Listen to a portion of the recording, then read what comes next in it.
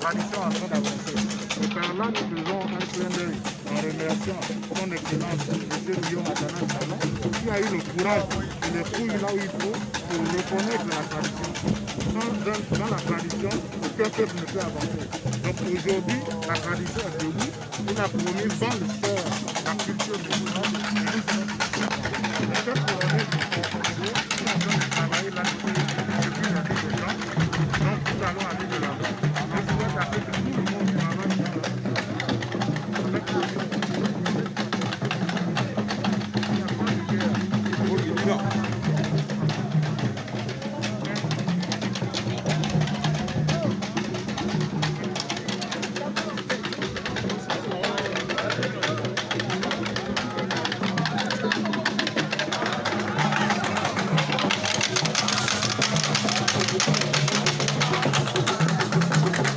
bàbá yìí kẹ́ mú kí pọ̀lú ẹ̀ ìdè òní o.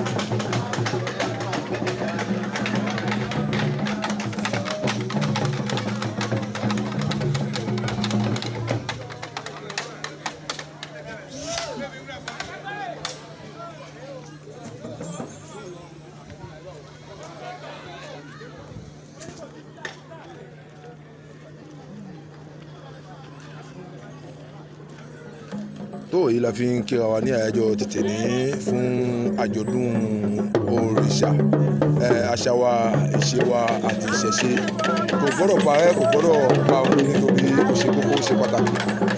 a kí gbogbo àpapọ̀ ọmọ Yorùbá nílé lóko lájò lẹ́yìn.